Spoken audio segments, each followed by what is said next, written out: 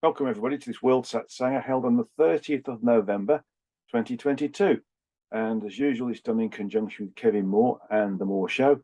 And I always encourage you to go to his YouTube site, The Kevin Moore Show, where he's got lots of new investigative docu-series available for those people who are looking to understand the greater reality from his perspective. So please do go and have a look. So this lecture today is about avoiding karma. And I really feel that it's important at the moment with everything that's going on around us. It's important to realize that the more we get, shall I say, involved with the physical and the way we think, behave, and act in the physical, the more we have the potential to accrue in karma. And karma, being a low frequency thought, behavior, and action, is something that is addictive and is something that we, in effect, will end up having to come back to the earth in this particular another incarnation to be able to sever that link with that particular addiction. So karma is, in reality, a name for addictive thoughts, behaviors, and actions that are associated with being in a low frequency environment. So it's not just specifically associated with the earth, although earth-based karma is something we have to come back to earth to sort out or sever the links to if it involves other people. We can also get karma in other locations within the physical universe, certainly in the first three frequencies, those associated with the gross physical, as opposed to those that are slightly higher. Those that are slightly higher than the gross physical frequencies, for instance, levels 4, 5, 6, etc., up to 12, get less chance of having karma because we have more connectivity, more communicative bandwidth. So we know more about who and what we are, the higher up the frequencies we incarnate into. And so our chances of accruing karma in these higher levels is lower. And it is significantly lower from where we are now from the gross physical in comparison to for instance, the 12th level, which is almost energetic from our perspective. So how do we avoid karma? Well, if we consider that anything that is addictive, for instance, food, drink, drugs, status, wealth, position, which is also status, ownership of things, and the need to show off, are all ways in which we want to position ourselves above others whilst we're incarnate. And if we need to position ourselves in any of those ways, in such as showing we've got a better car than somebody else, or feeling good about being in a car that's better than somebody else's, or having better clothes than somebody else and feeling good about that, or desiring to have more money, desiring to have more personal belongings, all of these things attract us to the physical environment in totality. Although we can, if you like, be attracted to one thing and renounce the others, in effect, that one thing does in fact create a potential link for the possibility of those things that we might think we've renounced to actually become a potential opportunity for accruing karma later. So the way to avoid karma is basically to renounce the physical. Now that sounds like a big word. It sounds very difficult, and we all have the images of almost naked gurus sitting cross-legged under a banyan tree in a full lotus position, meditating and staying there whether the weather is windy, unbelievably hot, or unbelievably cold, and only seeking sustenance from those individuals who see them as being revered and something to look up to, and therefore feed them. But in reality, this is something we can't all achieve in the physical world right now. So my feeling is that what we need to do is to renounce the attachment to these things. So that means that we can, in effect, be a king and have all the riches in the world. But if all those riches in the world are used as a tool to help others, for example, or they mean nothing to us, so we could give them away tomorrow and not feel any remorse, then they don't control us. And this is the thing about karma. is that if it controls us, it means that we desire it. If we desire it, we want it more and more. So we never actually go down the road of, I've got enough, because there's always more to have. So from the perspective of belongings, we tend to want one off or two off or three off the same thing. And certainly with ladies, there are shoes seem to be a particular method of gaining karma. And I know a number of individuals who've got probably more than 20 pairs of shoes. So it's important to be able to realize that things that are unnecessary, but nevertheless create a desire to have more of, is one way in which we can accrue karma. So wanting status, money, belongings, position is the thing which is the most addictive.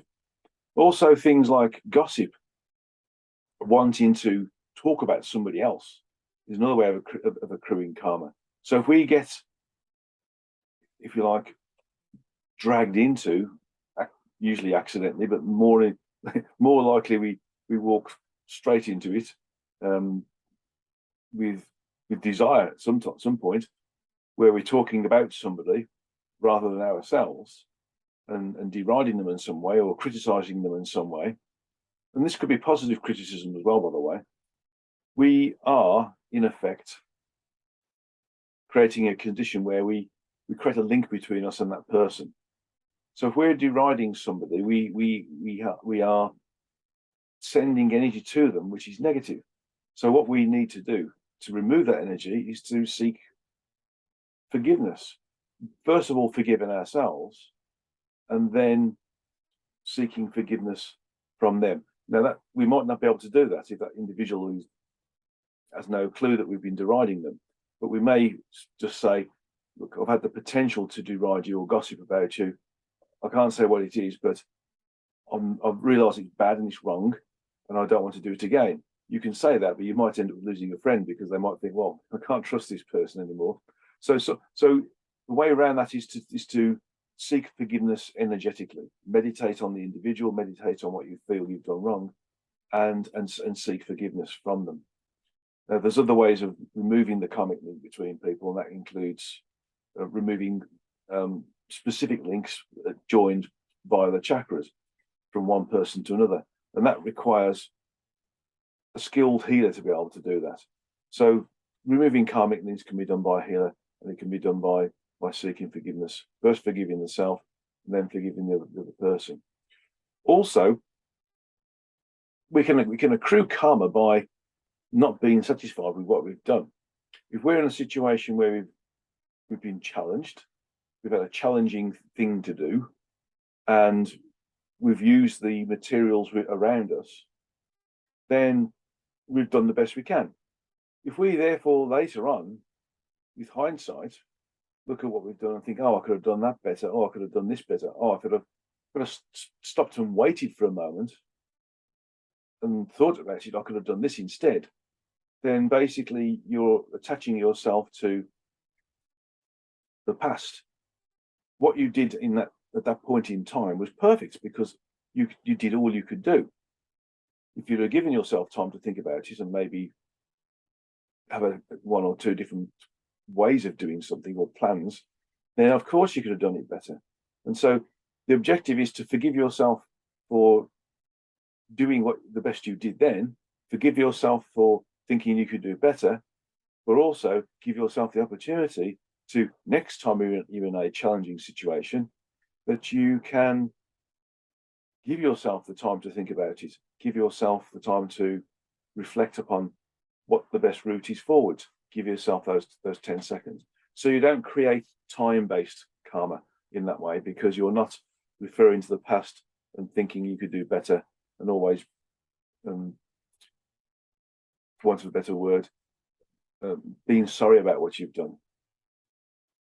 In terms of ownership, which creates karma, if we need to have the next newest car, the next newest phone, the next newest computer, if you need to have a new machine for whatever reason, then make sure it's a reasonable requirement, and that you need it because of your work that you're doing. And if you have the capability, the old machine, you can either recycle or give it to somebody who is more in need and therefore and can't afford to have a computer or a car or something. It seems difficult to think about giving a car away, but people do. I mean, Elvis Presley used to give lots of his things away. He gave cars away. He gave motorbikes away, etc., etc. He realised that owning things was only good for the moment. If you find that you desire something and then you own what you desire, you realise that you put it away in the drawer or you put it away in the garage. You don't actually use it that often because the desire was the going through the ownership process. Once you actually own it, you find it doesn't hold any interest for you. So we have to think about only owning what we need to have to be able to do what we need to do. And that includes clothes. Why have loads of clothes? A whole set of clothes for the summer, a whole set of clothes for the winter, a whole set of clothes for the spring, a whole set of clothes for the autumn, whole set of clothes that we need to buy because we're going on holiday somewhere. We don't need them. We just need to be able to have what we've got that makes us comfortable and that may be appropriate for some of the events that we go to or some of the venues that we may visit in our life, for example. It's no good walking into a top class hotel if you're attending a seminar in your jeans. You need to look a bit smart sometimes as well. So again, we need to have what is appropriate for what we do. In terms of money, the richest people in the world aren't happy, are they? They're always wanting more. They're always wanting more business. They're always wanting more control. They're always wanting more material wealth around them. They always want to be seen to be doing something. So at the end of the day, as long as you've got enough money to pay your bills, to compensate for things that go wrong, to pay for your food, to be able to transport yourself around the planet when you need to, that's all you need. Maybe there's save a little as well for those days when something goes wrong, like the central heating boiler dies, for example. But then it's money that's being saved for a reason, not just for saving money's sake. We don't need much more than we need to be able to live. Anything more than that is a waste and should be considered as being potentially disposable in the direction of a charity or people who need it, for example. I personally give about 10% of my earnings a year to different charities and a lot of other spiritual people as well. I'm feeling, I do over the years probably give more because there's random giving that happens. You see somebody in town, for instance, and they're asking for donations for deaf people, for instance, or people or children in need, those sorts of things. You give extra stuff. I'm talking about things that are given by a standing order or direct debit. It's been the regular contribution. So think about what you need and what you don't need, and in terms of your job as well. I mean, think about the fact that if you immerse yourself in your role, if you're thinking that you're doing your role for basically being of service to Source or God, then that's fine. But if you're doing your role because you want status and you want the extra money, then it's karmic. The role becomes karmic. The job becomes karmic. So if you think about doing a job that's giving you enough to be able to be of service to the community, provide enough for you to survive, and also give you the chance to save a little bit for when things go wrong, that's perfect. Then you don't work overtime. You don't need to work overtime. And that extra overtime can be used for spiritual endeavors, such as meditation or helping others in some way, being of service in some way. So the way to avoid karma really is to renounce the things that are not necessary, to move away from the need to have more than you need, to think of others as being really not just somebody you've got to be better than, but that they are, in effect, a soul like you who is incarnating and is struggling and doesn't understand what they are. All they see is themselves as a human body. So being of help to them, showing them kindness, is also a way of having what they call dharma, which is positive karma. So the way to negotiate life in a karma-free way is to consider whether what you're doing is creating ego, creating greed, or creating waste. And if you can work through life like that, whilst also being of service, then that is the best way to avoid karma. Just being here, renouncing the physical, but being in the physical. So not being of the physical whilst you are in the physical. That's the most important thing. You're not part of it. You're a tourist, so to speak. Not being attached to it, but navigating through it. And that's really about how to avoid karma. The book Avoiding Karma that I wrote by accident, which is a series of blogs, actually provides a really good thought process for people to consider when they're thinking about how to avoid karma. And although there's 104 different ways to avoid karma, or different thought processes, really, if you can master one or two, that would make a superb difference in your own frequencies, raising them and allowing you to become a higher frequency, and therefore increase your communicative bandwidth, and therefore see things that are karmic before you get embroiled in them. Okay, but now we're going to go to the questions and answers.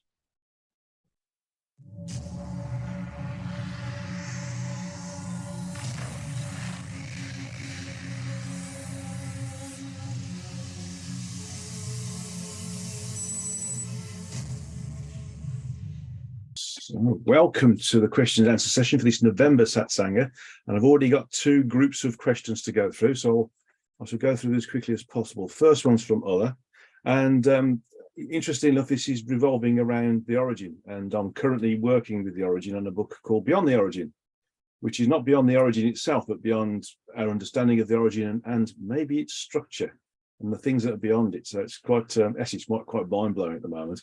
So first one is, why hasn't the origin or the source chosen a level of programming to explore the macro micro detail of itself? Is it because their sentience gets diluted or diffused when spread out over a large area to be explored, like an amoeba spreading out and thinning itself out? If so, why can't the origin just make more sentience to fill the gaps, since it knows how to make sentience now? Or are we and others like us serving that function within the origin, the sentience that fills the gaps at the micro and macro levels?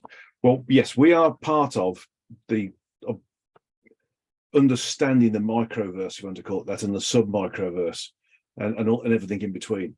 So we're doing that on behalf of our true energetic self, which is doing it on behalf of source, which is doing it on behalf of the origin.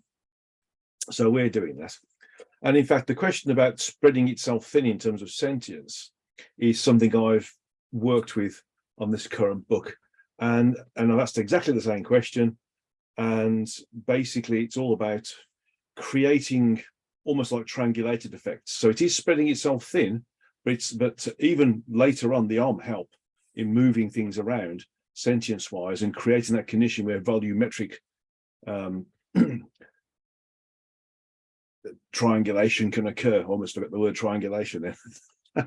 So it's allowing it to spread out, not too thinly, although I'm told that sentience can't be too thin, even if it's like a microscopically thin line between one group of sentience and another. It's never too thin. It's always got enough to create the communication.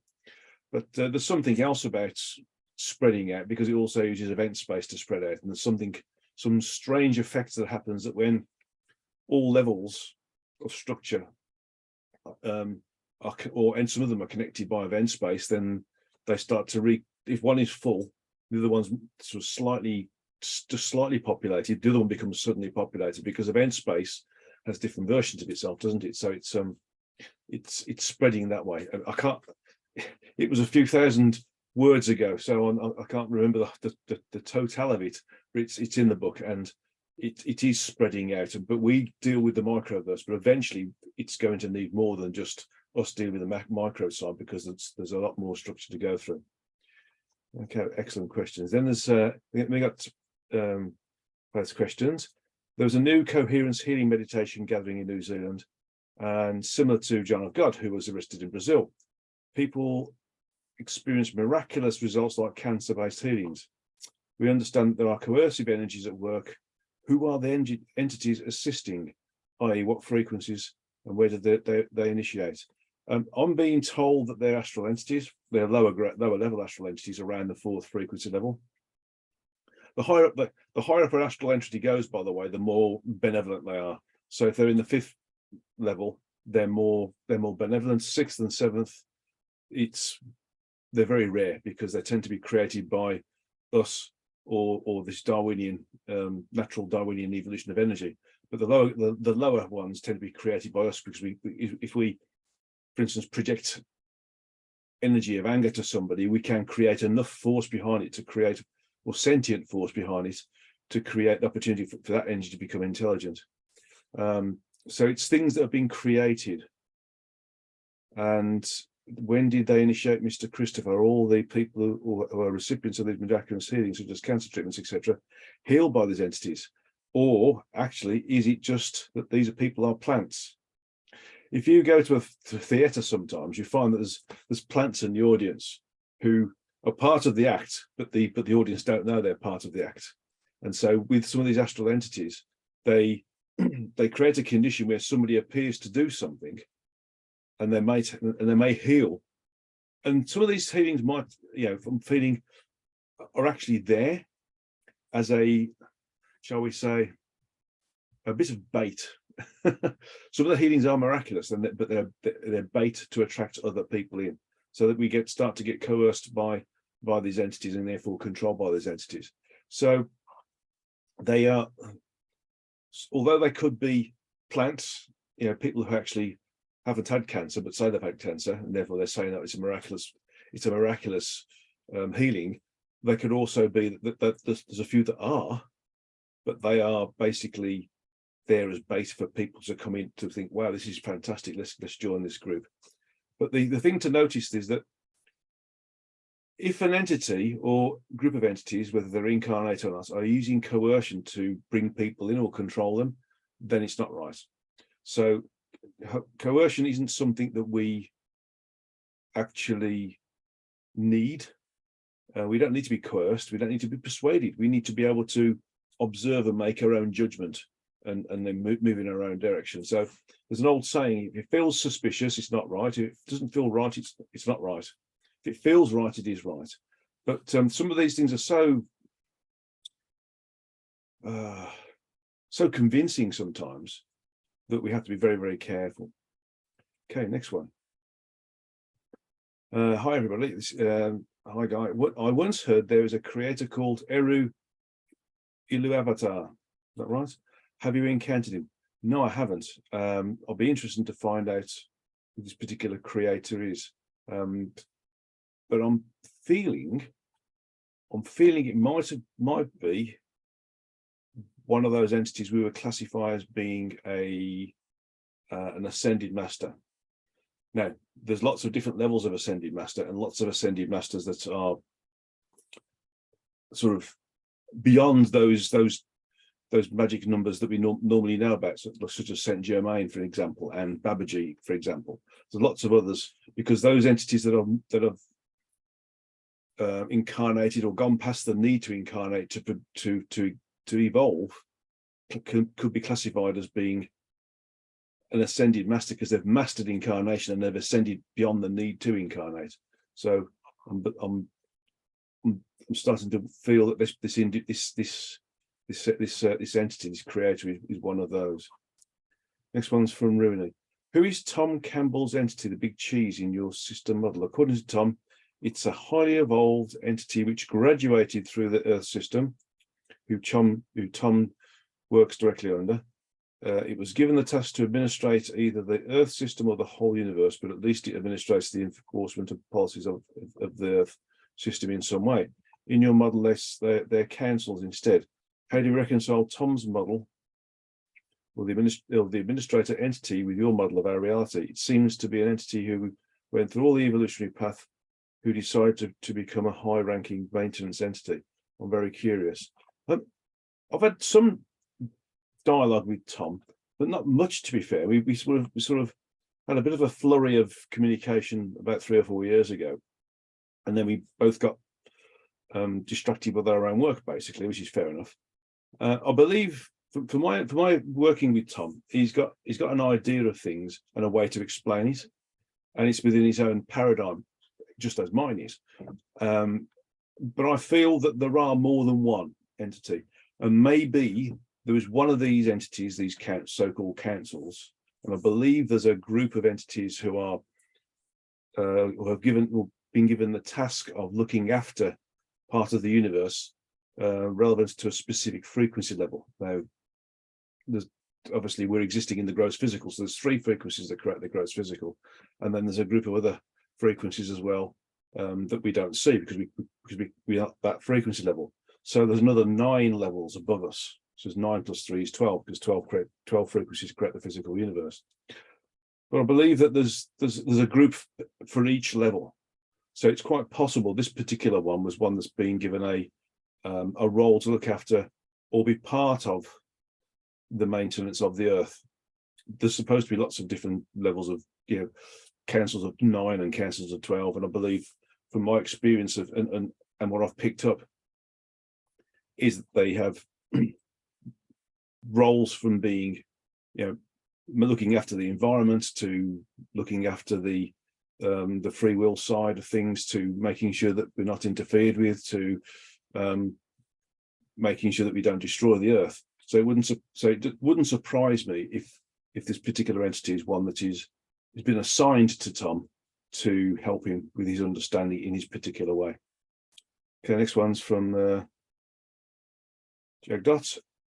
We take immersive incarnation to accrue or accrue evolutionary content for the sources becoming part of a wake of evolutionary content.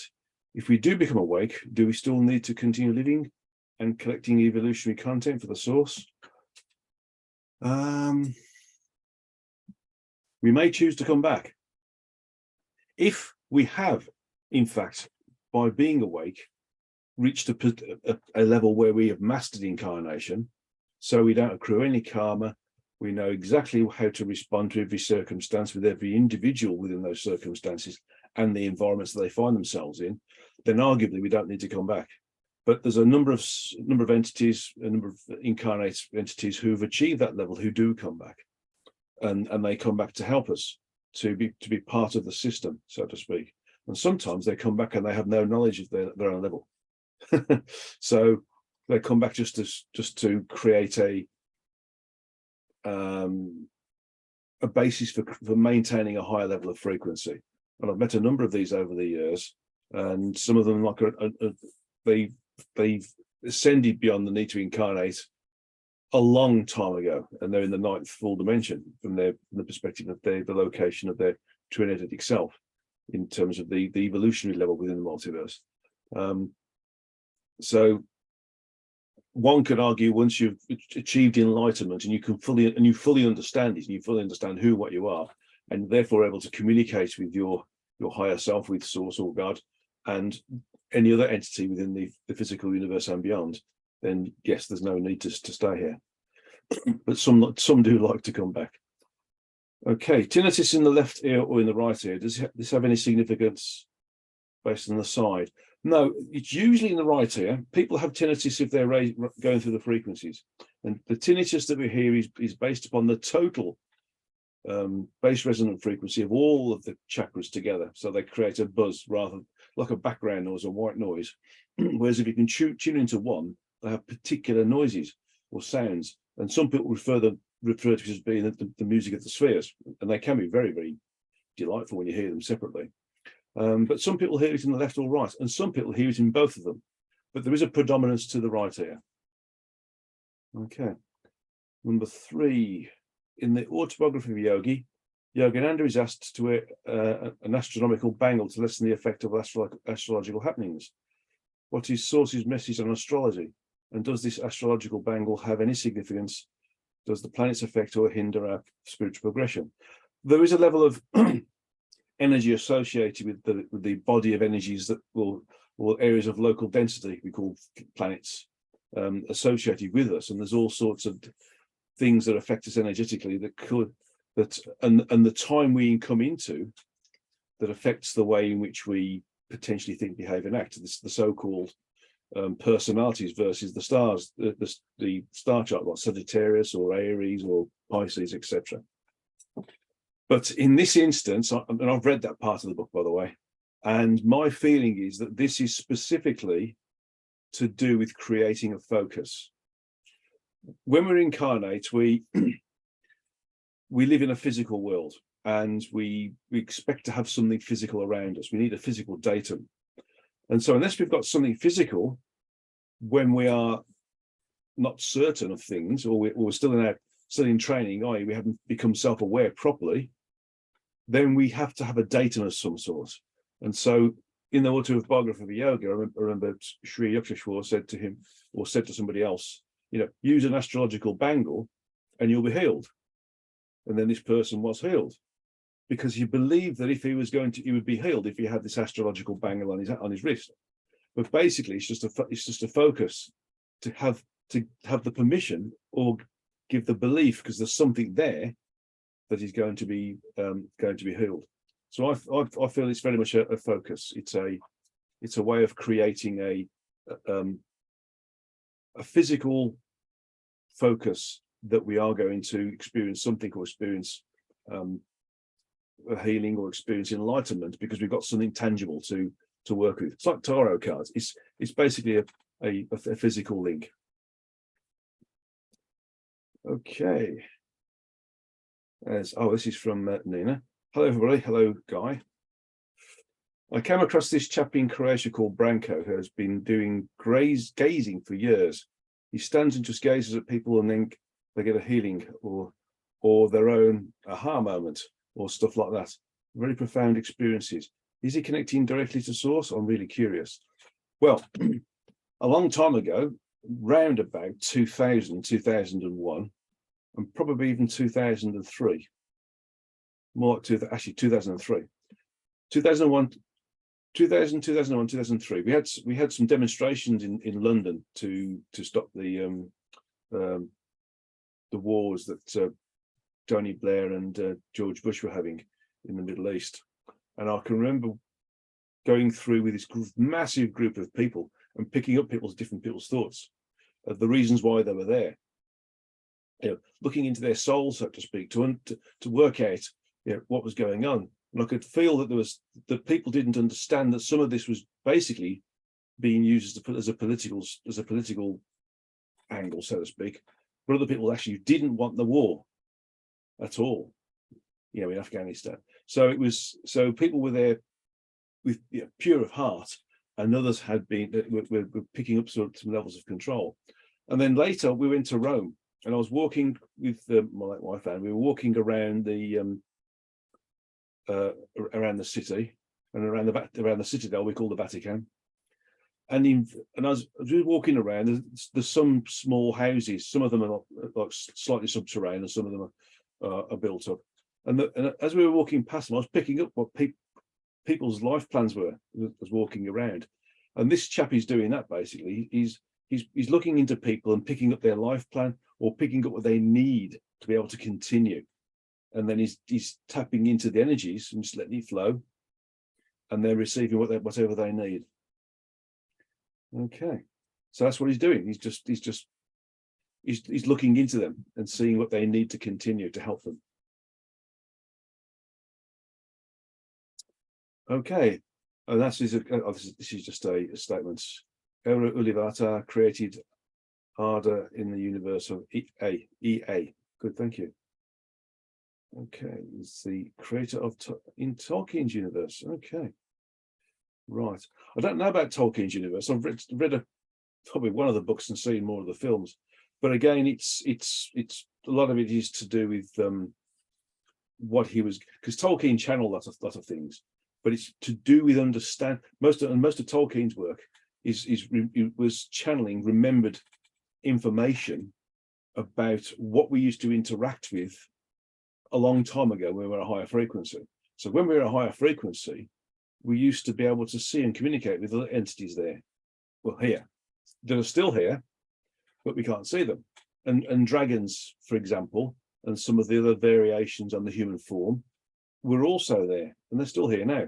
In fact, some of those human forms have actually come down the frequencies with us so we can see them sometimes. For example, dwarfism is one of those things, and people who are albinos, for example, some of those things that have come down. Even some people who have huge purple birthmarks that are throwback from the civilization before Sumer. So we're starting to see some of these body types, so the variations in the human form that were there thousands upon thousands upon thousands of years ago when we were at a higher frequency, do come down the frequencies with us, but some don't. And some of the other form factors, like the dragon form factor, is stayed in a higher frequency. So it's stayed in our legends, but nevertheless, they do exist. Okay, so Daniel's asking me a question again. He said, you've worked on this question before. Why do we rejoin with our true energetic self? Are we out of existence? Do we come back? What about the true energetic self when it rejoins source? Does it return? There's various different ways of communion. When we finish an incarnation, we go through a number of different levels of understanding what we've done, how we've done it, and the guides also guide and help us also participate in that, is to understand how the communication between us and making sure that we're on the right path has been successful or not, or what's worked, what hasn't worked. And when we finish that, we're then into one of, I think it's 6 different various variations of communion. We can stay separate, projected, separate, but still connected to the Trinity itself, or we can become totally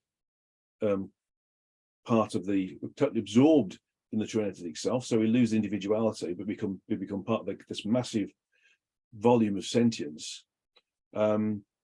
Or we can be sort of compartmentalized within that in various other different ways, or a mixture of some of them as well. And that's in the AND dialogues, if you get a chance to read that. I might dig that bit out actually and add it to the email and as a link so you can have a look at it. But most of the time, if we are, because we will have had a number of thousands upon thousands of lives, as a volume of sentience is projected from our Trinity self, we're useful. So we do come back into incarnation on a regular basis. There are those souls or aspects that are created temporarily. They're created for a specific role, or they're a mixture of some of the previously fully communized volumes of sentience to create a hybrid soul that has got the experience from lots of different souls that projected from the Trinity itself to deal with probably a particularly difficult incarnation. So we do come back. Sometimes we come back in a slightly different way, but most of the time, for most of us, we'll come back as this soul in a different body, in a different environment, not necessarily on the earth. But there are times when the souls that come back are a bit different, because they're a hybrid of the experiences of different souls, for example. Okay, another one from Jagat. In Dolores Cannon's lectures, it says there's a huge waiting list to incarnate with bodies with disabilities, so they could quickly work out a maximum amount of karma. Is that the only option for those people to work out their karma, or could they not do Kriya Yoga and work out the karma that way? Yeah, Kriya Yoga is a really and so's Hong Sau, by the way, a really and the Om meditation technique that Yogananda taught us. They're all excellent ways of excellent basic ways, and they're rock solid ways of rising your frequency and therefore detaching from the low frequencies of the earth, which burns off karma. Because when we're higher frequency, we start to see that the things that we cling on to in the physical create an anchor in the physical, and therefore are an addiction to being in the physical, are no longer relevant. So we detach from them. So we renounce them, and so therefore we we do in fact, become more and more self-aware.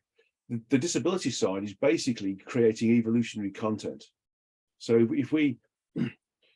because there are lots and lots and lots of souls out there who want to come onto the earth because of the individualized free will, we regularly share a body with a number of souls, not just one soul, just us, but another soul or numbers of souls.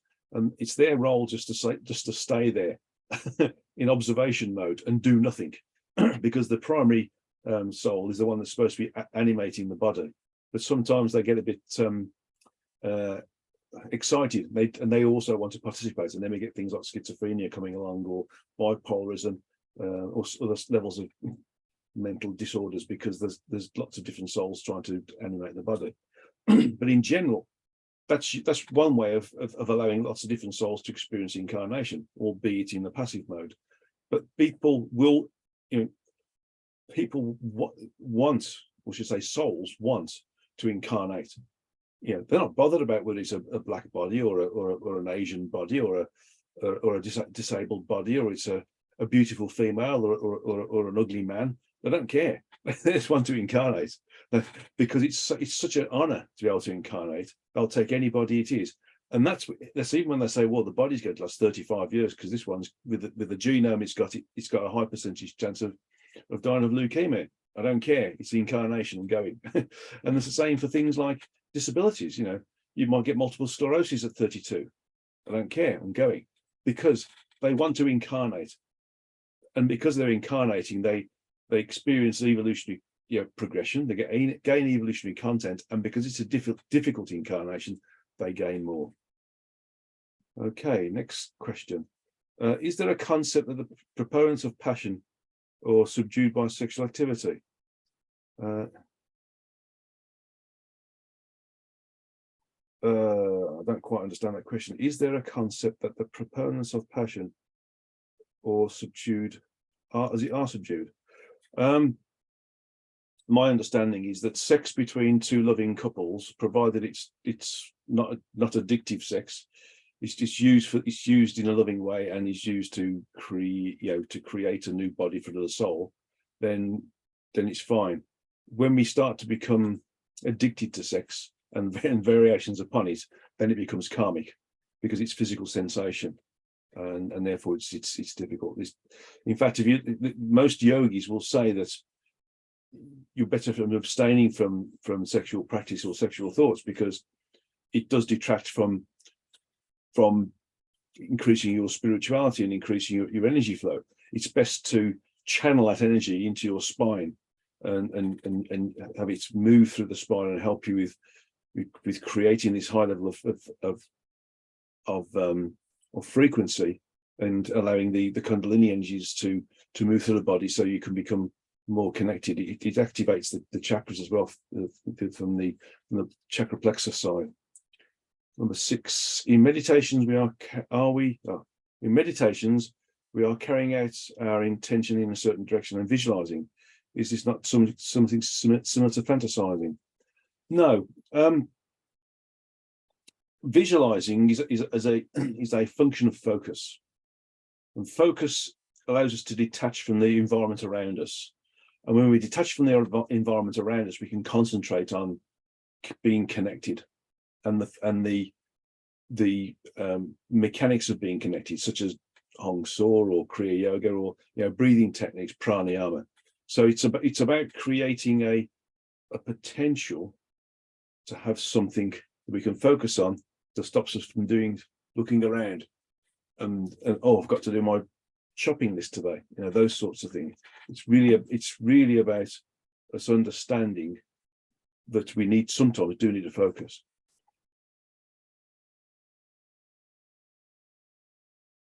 Okay, what's the best way to work out two hermit links? I intend to visualize and release 2, perform Bidhuti, 3 work it out, 4 experience or meditate anything from 5 Kriya Yoga. I would, maybe this is a spelling error, but never mind. So karmic links, I'm thinking, right. If it's karmic links, then the best way to work out karmic links is to understand what attracts you to a certain thing, and why you keep wanting to go back to it or experience that thing that brings you back to it. For instance, it could be owning, with ladies, it's shoes. Sorry, ladies, but I mean, with men, it's cars. So we have a similar problem, but it's more expensive. But the thing is, it's all about recognizing that that thing is attracting us and attracting us to something physical. So visualizing us detaching from it is one thing, and then living the detachment is another. And you can also meditate on it to create this higher frequency within you. And as you're a higher frequency, we do start to see the futility in some of these things that do link us to the physical. So all of those things would work in terms of working it out, understanding it. You can experience it and work out why it's addictive, and then meditate on detaching yourself, and then you can use Kriya Yoga to help raise your frequency, so you can actually know that it's futile to be part of it. Okay, we've got 9.5 minutes left. Good. Okay, this is from AB. Okay, NDB. If the Earth and the human civilization were to end tomorrow, what would happen to all our Earth human-based karma? Would we have to incarnate as humans with free will on some other planet? That's a good question. Basically, we don't just incarnate on Earth. There's lots of other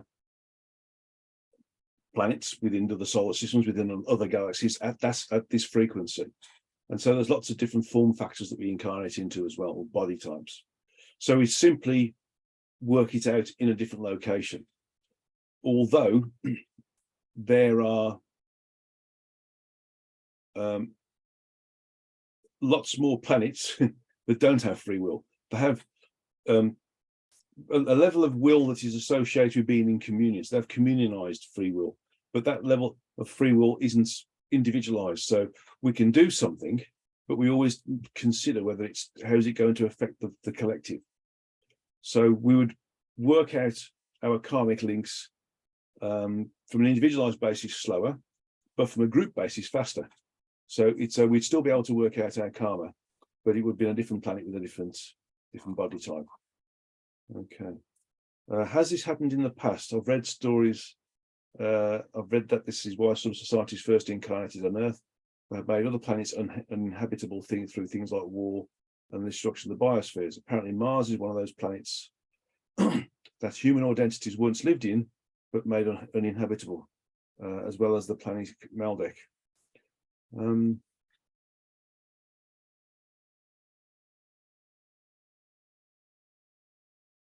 Mars is still inhabited. It's still inhabited by entities who are incarnated at a higher frequency. So a bit like the Mayans, who they achieved a level of self-awareness and so moved into the fourth frequency. So Mars is still generally inhabited by other entities that are a higher frequency. A lot of planets have been considered for, so say, their body types, their humanoid body types, and how it can be used on Earth. And so we do have, as you can see, there's a plethora of different humanoid body type on Earth, different colors, different sort of genomes, different strengths, different weaknesses, and they're based upon their ability, that the fact that they've survived, they've come from different planets to be here for a certain level of frequency on the Earth, and they've survived. It wasn't considered that they would survive. So there's bound to be some, although I'm not picking up many, that have come from other locations. It's more likely that we've incarnated on in these other locations. And so what we're picking up from the stories or legends is that this is like a memory of being in a different planet, but it feels like an Earth planet. So, as we're in an Earth location or an Earth environment, and a human body, we're related to the human body. Okay, this one's from Daniel. I'm running out of time, so if I don't finish, please excuse me. So I'll add it on to the end outside of the Satsanga. Health-wise, is it better to promote an alkaline body away from acidic? Does cancer become healed easier in an alkaline environment? And is an alkaline environment one way to cure cancer? The best way to cure cancer is to basically change the genome of that part that's dysfunctioning. Cancer is a genetic dysfunction where a cell reproduces unfaithfully and is accepted by the organ it's part of as being, for instance, a liver cell, but it doesn't function. It just does nothing, and it reproduces. But also, cancer cells don't go through what they call cell apoptosis, which is programmed cell death. They have a certain length of time and then they die off because they've done their job. Whereas cancer cells don't have that clock that turns them off. So that's why they start to take over. And so you get a liver which is previously healthy will eventually be turned off. So what I'm being told is another good question. Answer to this question is basically eat pure foods. Don't eat foods that are preserved. That would help a lot. Definitely help a lot. And also don't get stressed. Try to remain unstressed. Next question. This seems to be very chaotic times. How are we doing? And is there more we can do to help the planet and our brothers and sisters? It's chaotic and it's crazy. Absolutely crazy.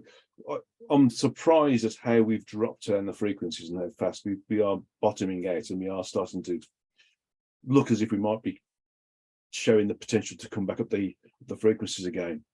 All we can do is lead by example. Live a good, healthy, clean, spiritual or metaphysical life where you're of service to those when it's required. Do things correctly, follow the laws we've given ourselves to govern ourselves, and be a good example. And that's the best thing we can do. We can be of service and be a good example. That's the best teaching we can have. Okay, this one's from Evan. Is the true energetic same? So I'll start again. Is the true energetic self the same as what we normally call the higher self, which I understand is a higher level than our soul? Yes, the true energetic self is a piece of terminology that I've been given from the source in the history of God, but it actually is the same as the higher self. It's also the same as Dolores Cannon's oversoul. It's also the same as the Hindus' Godhead. In effect, it is a much larger volume of sentience that we are part of. And as such, that much larger volume of sentience has projected a smaller volume of sentience into an environment to understand the microscopic side of it, and then experience, learn, and evolve from it, and then feed that back to it. So we're like tentacles, like the tips of the tentacles of an octopus, where we're going into experiencing different environments, and then when we've experienced that, we come back into it. And similarly, the countless billions and trillions of true energetic cells are part of the source. So in essence, although we're 2 levels down, we're all part of the source, which in its own right is also a smaller individualized unit of volume of sentience that is part of the origin. So we're all part of the origin as well, as the Hindus call it, the absolute. So yeah, we're all God, basically. So anybody who tells you otherwise doesn't understand. It's just that we're smaller units of God. But we have to understand that we've got a role to play, and that role is to evolve. And the best way to evolve and help others is to realize that we're all souls struggling through this low frequency environment in very difficult vehicles that sometimes let us down, and don't assist us very, very much in terms of creating or maintaining our communicative bandwidth with that area that we come from, that frequency level that we come from. So we need to sort of understand that, and if we all understood that would create a massive self-awakening, some level of self-awareness, and we would end up becoming a much more mature civilization in its own right. Okay, last comment or question, because we've got a minute and a half left. I'm pretty sure that I had a significant past life on Mars right before the civilization collapsed in our frequency, in some preparation of something related to Earth in some sense. Feel free to study that life if my true energetic self gives permission, if it's of interest. Okay. I don't know if I can do anything in a minute and 8 seconds, but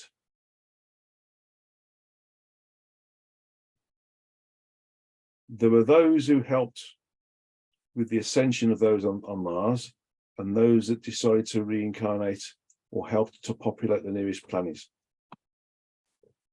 A little bit like the story of Atlantis as well, so to speak. Okay, fantastic. We've got through all the questions. I hope I didn't speak too fast. Thank you very much for coming. Looking forward to December's. I've already got the lecture and the meditation ready for December. So looking forward to seeing you all then. Namaste to you all, and God's love to you all.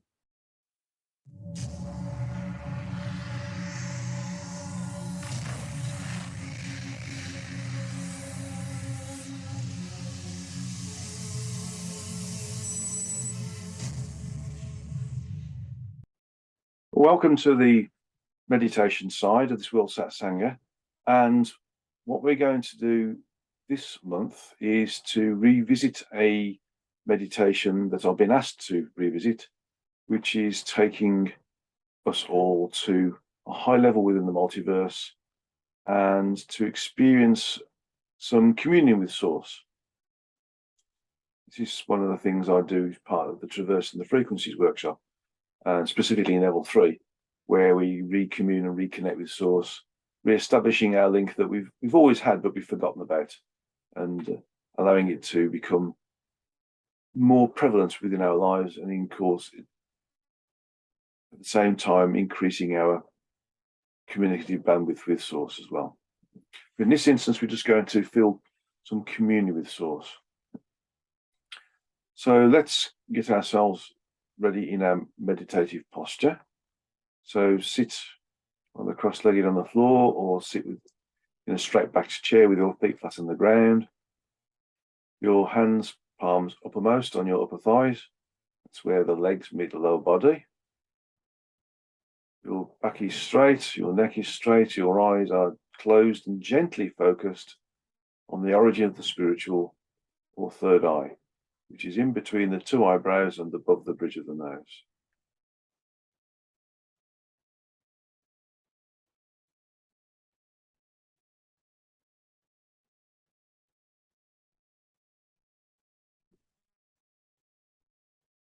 So what I want you to do is just know that you're grounded. Being with me makes you grounded. And visualize, or either speak quietly or state in your with your mind's voice, or mentally spoken words, that in front of you you see a lift.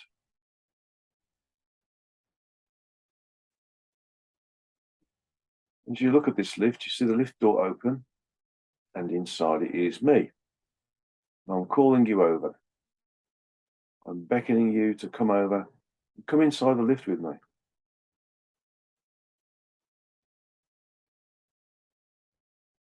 As you come into the lift, you realize the lift is full.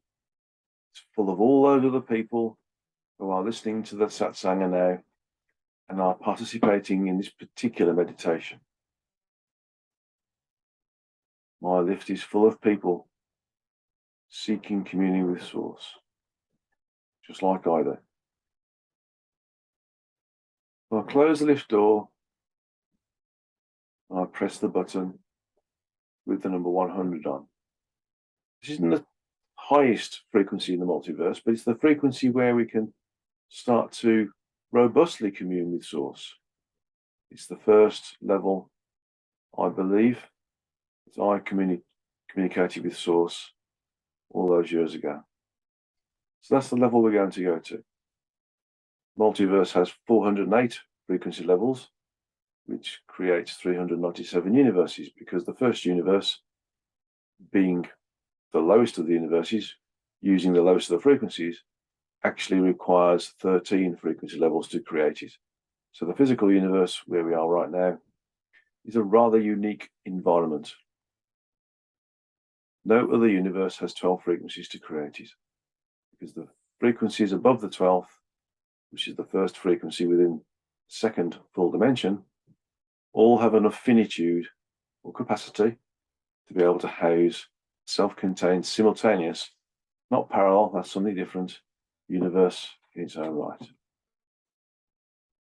So I press the button with the number 100 on, and the lift rises from 0 to 1, 2, it accelerates to 4, and 6, and 8,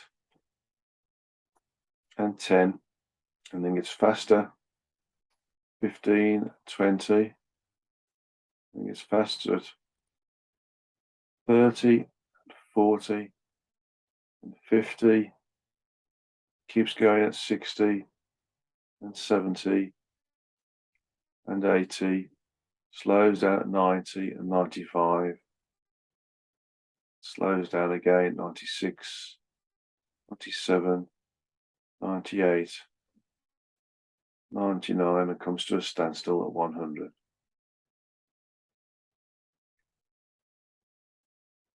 Just stay here a moment. Just to consolidate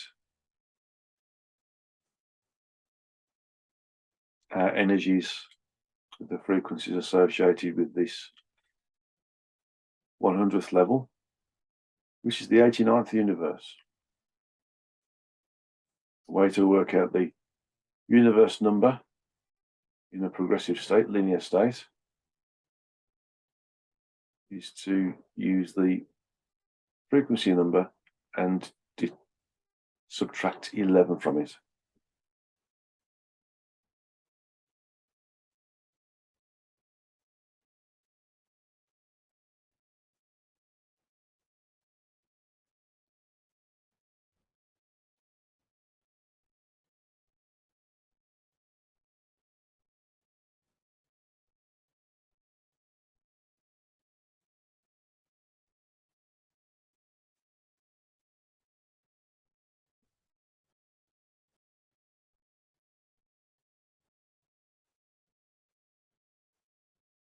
Okay, so now I want us to experience more of this environment and actually give us a clearer connectivity with source. So to do that, we need to move out of or remove the lift. So I'm deciding to dissolve parts of the lift. So I'm dissolving the door of the lift, dissolve the roof of the lift, I dissolve the rear of the lift, the back wall of the lift. I dissolve the left-hand wall, and I dissolve the right-hand wall until we're just standing on the floor of this lift. And I make this lift clear, lift floor clear. So we can still see that it's a lift floor, we can see through it. So it gives us a form of stage to stand on.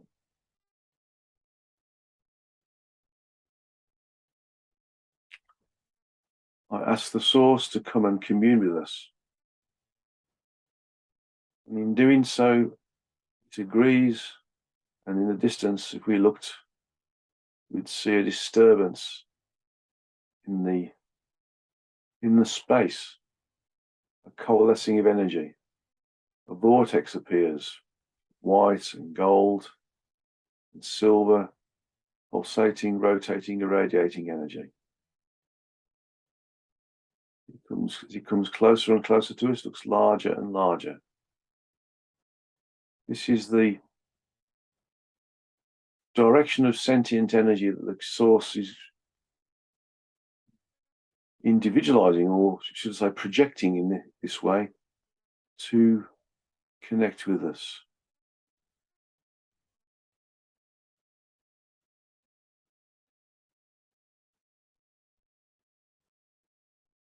So this vortex of rotating, pulsating, irradiating energy gets closer and closer to us, getting larger and larger. It's white, gold, and silver flecks of energy intermingling with this vortex of energy. It's closer and closer, till eventually it gets so large that it engulfs us.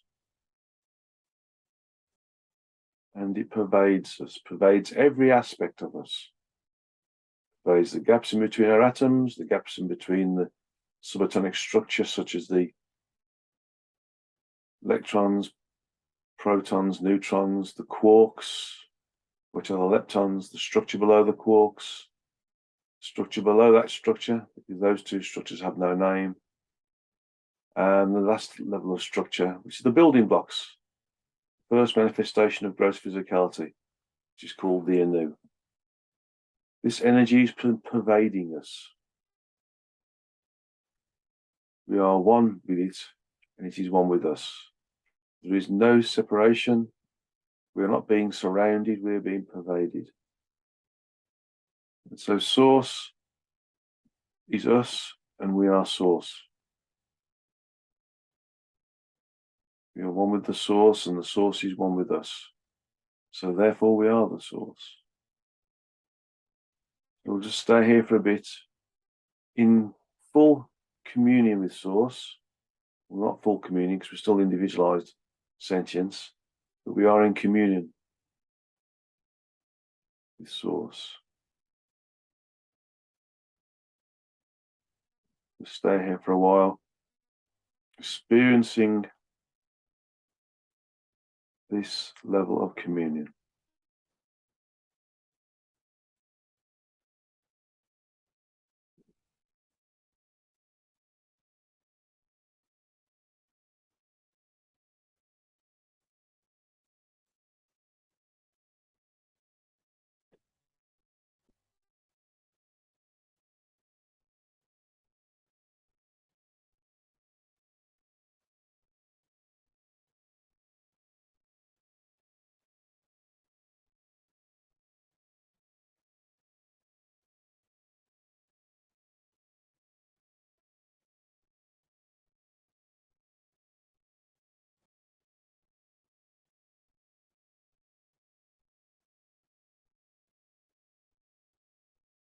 Just be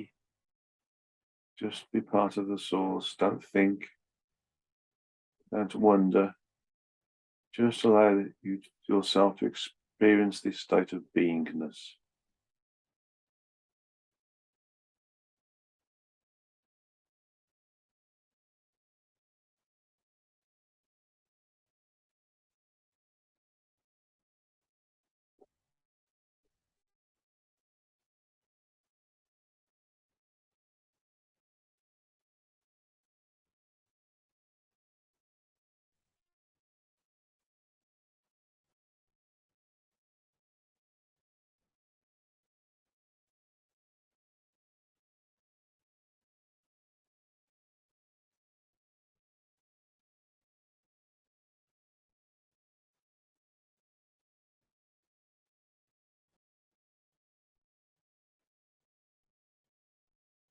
Just stay in the state of acceptance.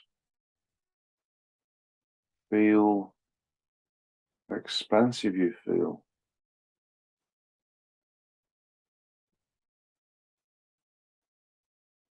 How connected you feel. How one you feel.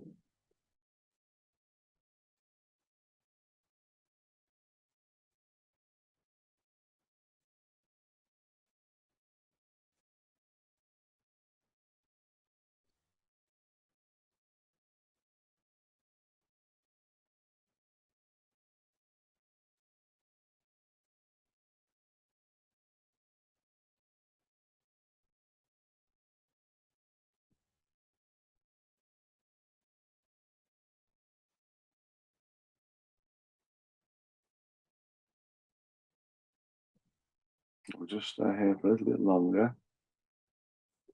So just relax a bit further.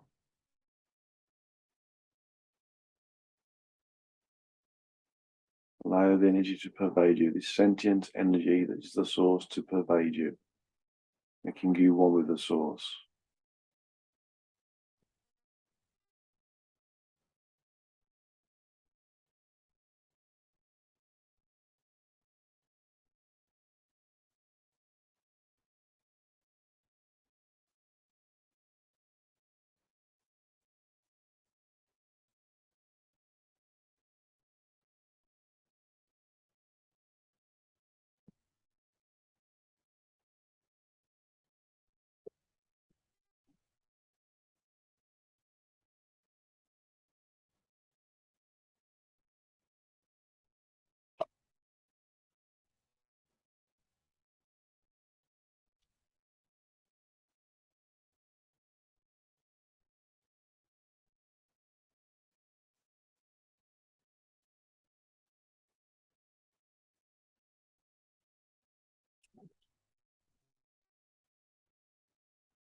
Now, once we've achieved communion, source starts to detach from us, leaving the memory of communion with source with us.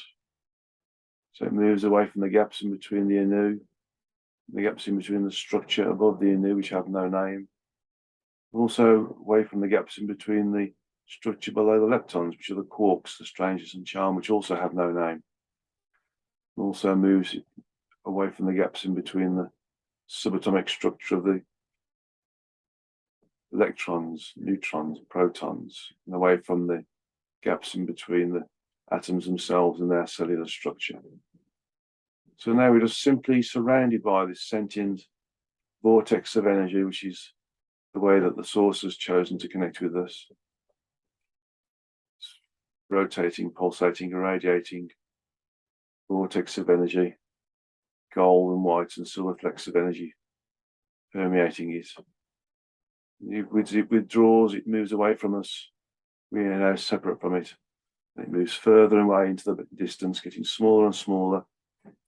Further away it goes, until eventually it's just a ripple, a murmur in the background of the vista we see, this particular universe on this 100th level, which is the 89th universe.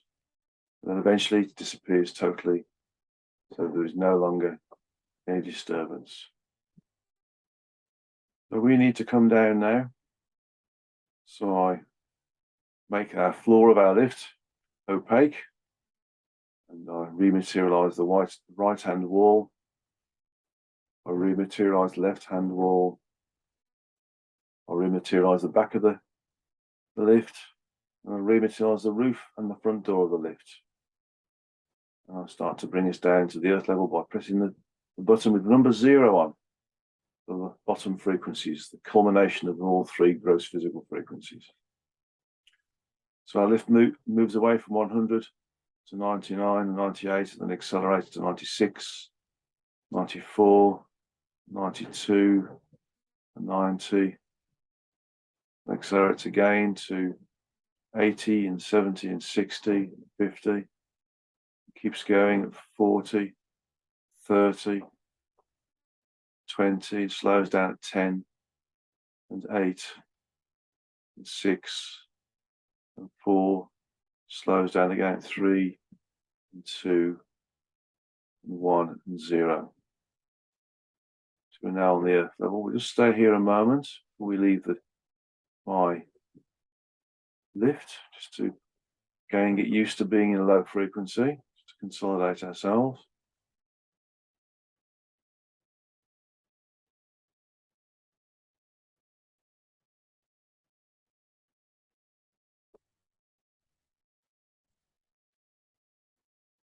Okay, so I open the lift door now, so you're free to walk out. So slowly come back into the room, slowly open your eyes. If you have some water to help ground you, feel free to take a drink of water.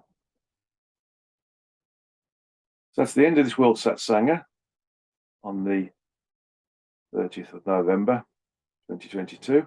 Looking forward to seeing you on the December Satsanga, 21st of December. And don't forget, think about how you can be of service to others. Think about how you can avoid karma and how you can consider being of service to others over the Christmas period as well, which we'll talk about again. And I'll remind you again in December Satsanga.